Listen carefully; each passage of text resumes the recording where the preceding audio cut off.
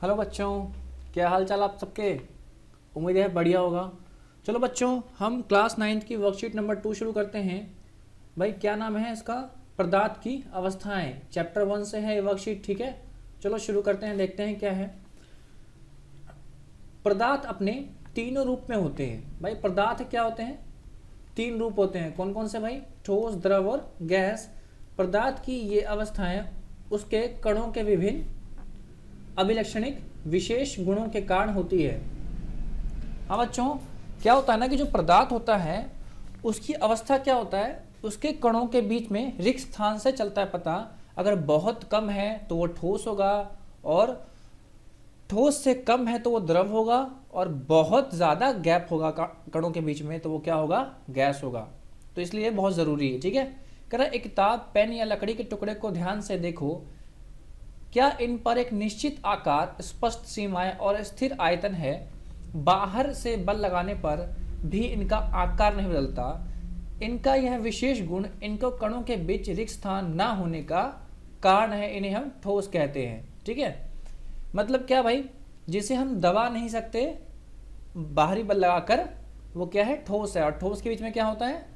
आंतरिक बल यानी आंतराणुक बल बहुत कम होता है, ठीक है। और इनके बीच रिक्त स्थान ना के बराबर होता है, बिल्कुल नहीं होता है, ठीक है। बात करें, कह रहे पानी, दूध, तेल को भी अवलोकन करें। अवलोकन मतलब देखना, ठीक है। हम इन्हें जिस भी बर्तन में डाल दें ये उसका ही आकार ले लेते हैं, लेकिन इनके कणों में आकर्षण ठोस पदार्थ की तुलना में कम होता है। हाँ भाई, द्रव में क्या होता है? ठोस के मुकाबले आकर्षण बल कम होता है, तथा इनका आयतन निश्चितता, आयतन मतलब होता है वॉल्यूम, ठीक है। ये तरल पदार्थ हैं और अपने आसपास की हवा को महसूस करो।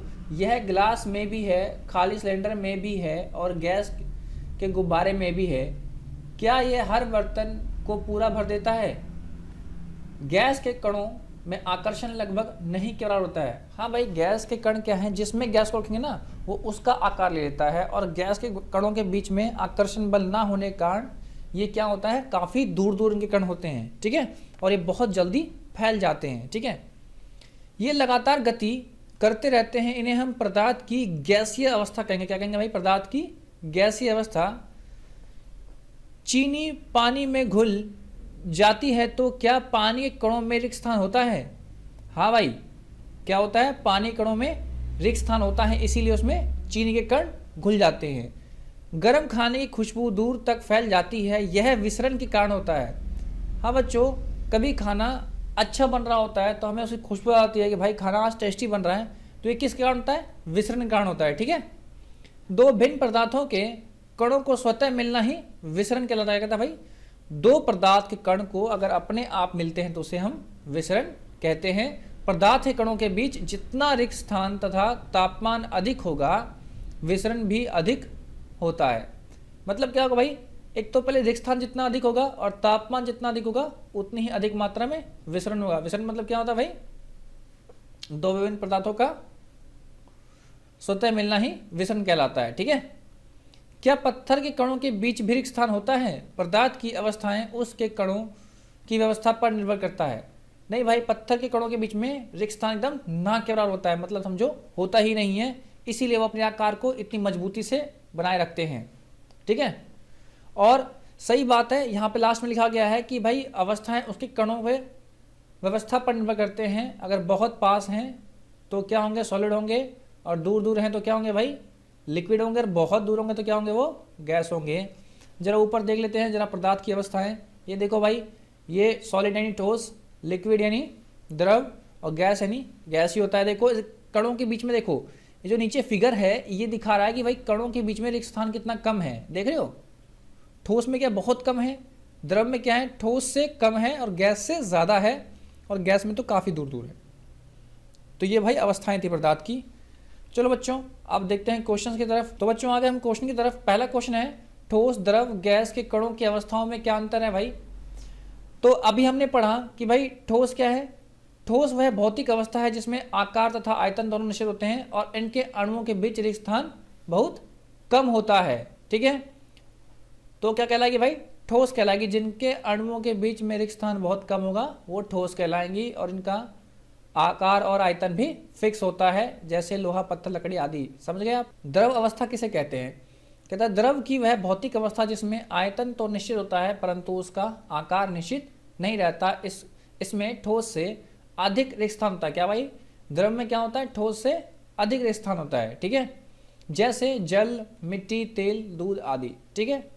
गैस क्या होता है, इसमें सबसे अधिक रिक्त स्थान होता है। इन दोनों से क्या होता है, सबसे अधिक रिक्त स्थान होता है, ठीक है। कह रहा है द्रव की वह भौतिक अवस्था जिसमें उसका आयतन या आकार बर्तन के आकार के अनुसार बदलते रहते हैं, इसमें अधिकांश रिक्त स्थान पाया जाता है, गैसियस अवस्था कहलाती है। मतलब क्या है भाई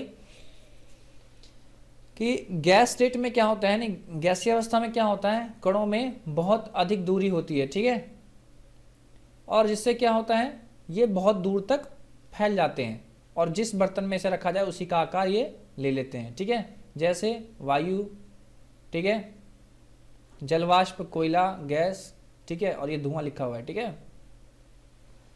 बढ़ते हैं नेक्स्ट क्वेश्चन की तरफ।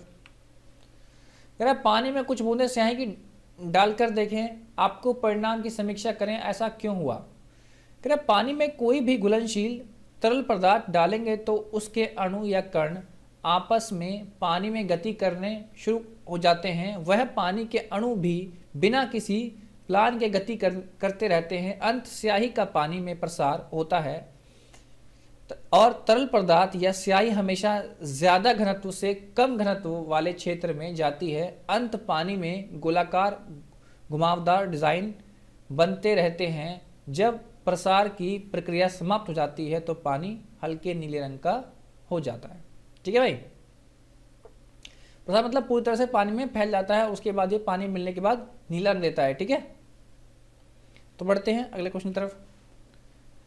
कह रहा भाई परफ्यूम की शीशी खोलते ही उसकी खुशबू चारों ओर क्यों फैलाती है।